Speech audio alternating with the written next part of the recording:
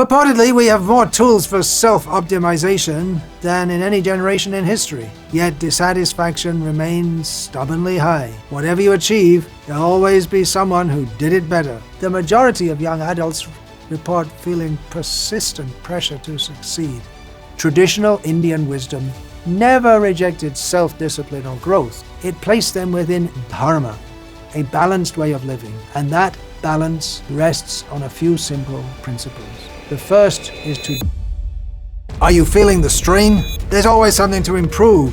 Your body, your habits, your productivity, your mindset, your brand, discipline, your emotional intelligence, your income. Welcome to the age of optimization. High-protein diets, cold showers, productivity systems, biohacking, dopamine detox, journaling, habit tracking, sleep monitoring, performance coaching, personal branding. Everything is measured. Steps counted, calories counted, hours optimized, output monitored. You're not just living, you are managing a project. The project is you. No matter how much you achieve, it always feels incomplete. You wake up and begin every day thinking, I have to do more. I have to get ahead. More work to do. I must upgrade. Sleep becomes strategic. Meditation becomes performance. Purportedly, we have more tools for self-optimization than in any generation in history. Yet dissatisfaction remains stubbornly high because whatever you achieve, there'll always be someone who did it better. That's why we're more anxious than ever. Anxiety disorders and depression affect hundreds of millions of people worldwide. The majority of young adults report feeling persistent pressure to succeed. And yes, you guessed it right, it has become an industry. The global personal development industry is estimated to be worth over $40 billion annually and projected to keep growing. Best-selling books, high-ticket retreats, subscription apps, elite masterminds. The message is the same. Reinvent yourself. Whether these systems truly change your life or not, they reliably change someone's income statement. You can spend thousands chasing the next breakthrough, the next mindset shift, the next performance upgrade. If it works, you feel slightly ahead. If it doesn't, you assume you didn't try hard enough. And so you try again. Now, it's really easy to blame social media and move on. But here's the uncomfortable question nobody asks. Who is the self that is being improved? You can improve your physique. You can increase your income. But if you do not understand who you actually are you improving yourself? Or are you simply decorating a misunderstanding? Let's examine this. What if self-improvement isn't actually making you fulfilled because it's focused on the wrong self? Modern self-improvement rests on one assumption. You are the body and mind. Therefore, improvement means a better body and a sharper mind. Better physique and better focus means better image, better influence, and most important, better income. You're working hard. You're trying your best. But if your goal is mistaken, you're just running in circles, going nowhere, getting exhausted. Why does optimization lead to exhaustion? Because the goal keeps moving. You get fitter, but now you must get leaner. You earn more, but now you must scale up. You're more productive, but it's not enough. You have to be hyper-productive. Social media piles on the pressure. Someone else is waking earlier, earning more, achieving faster, meditating longer. Comparison never ends. It's a race with no finish line. Only you get finished. Stress, anxiety, then burnout. The Japanese even have a word, koroshi, which means death from overwork. You shouldn't be chronically stressed while you are still young. Students are under pressure to build resumes before they understand themselves. Kota, Rajasthan, is a city built around success. with thousands of students cramming for high-pressure entrance exams, like those for the Indian Institutes of Technology and the All India Institute of Medical Sciences, Kota has become famous for student suicides linked to extreme academic pressure, a system built on competition, a generation built on anxiety. We are optimizing, but we are not at peace. Why? Because self-improvement should begin with self-knowledge. If you don't know who you are, how can you improve yourself? Your self-improvement will only strengthen your illusion. If I think I am the body, I will worship the body.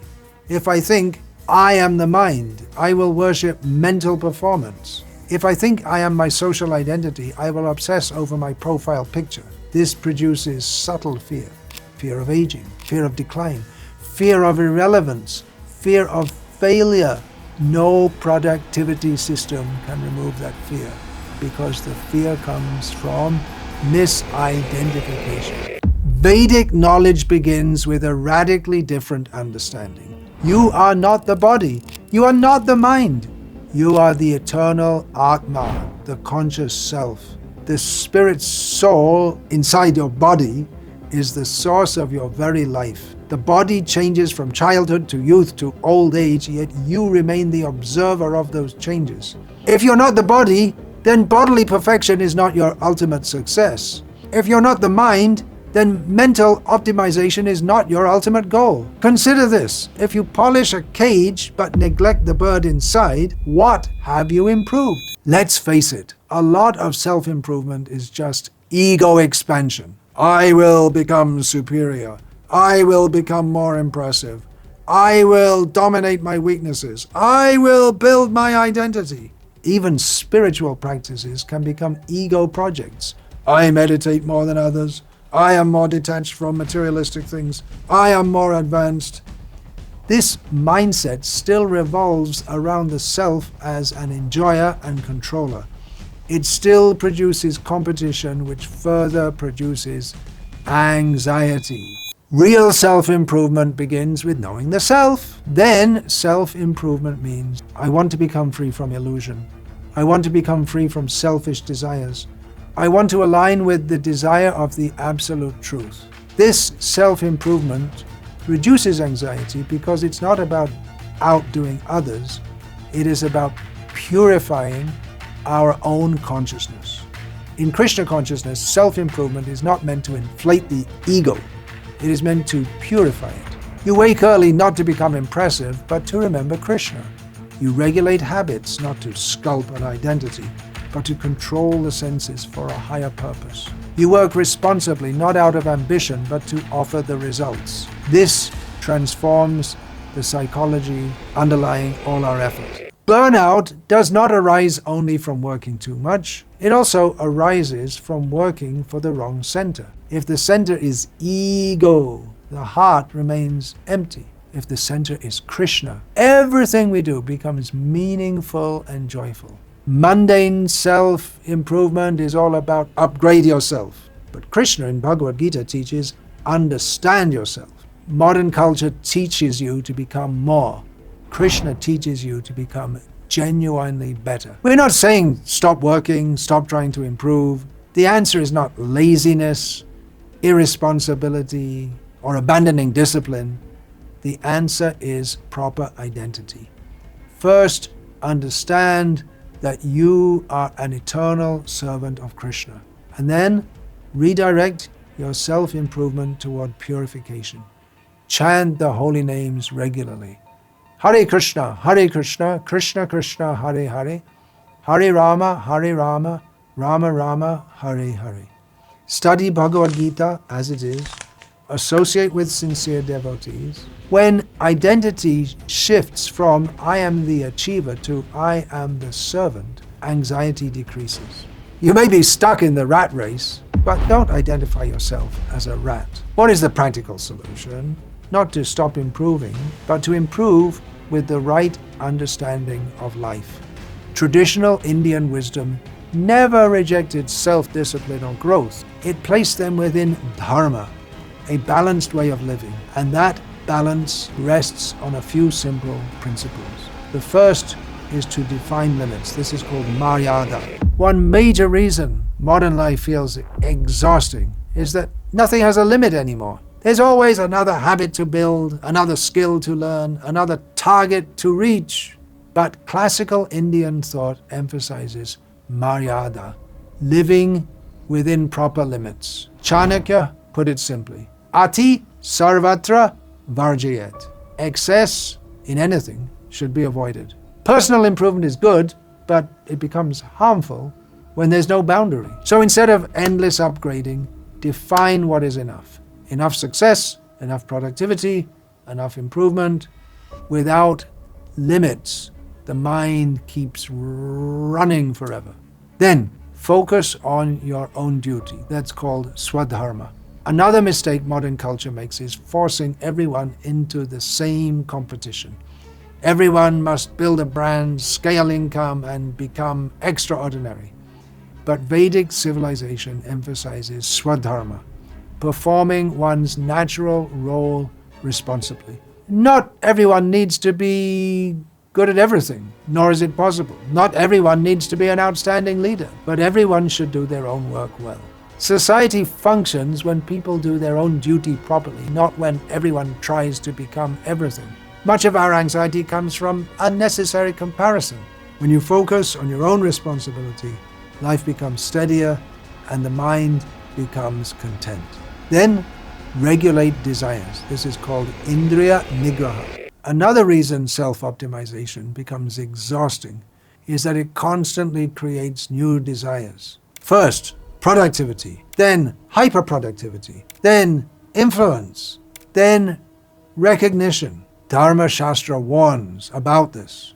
When the senses are allowed to chase endless desires, the mind never becomes peaceful. So, traditional wisdom emphasizes indriya nigraha, regulating the senses. Not suppressing life, but preventing the mind from constantly running after more and more. Because unlimited desire guarantees dissatisfaction. Cultivate contentment. Santosh. One of the most powerful but forgotten ideas in Vedic psychology is santosh, contentment. Chanakya says, Santoshat paramam sukham. Contentment brings the highest happiness. Contentment doesn't mean laziness. It means what is sufficient for a balanced life. Without contentment, success never satisfies. As Lord Krishna says in Bhagavad Gita, Ashantasya kutas sukham. Without peace and contentment, how can there be happiness? So if we want to be happy, we have to learn to be content. You do not need endless upgrading. You need awakening. You do not need to become superhuman. You need to remember who you actually are. Self-improvement without self-knowledge creates exhaustion. Self-realization creates peace. The world is pushing you to optimize. Krishna is inviting you to awaken your actual consciousness and love for him. Choose carefully. Hare Krishna.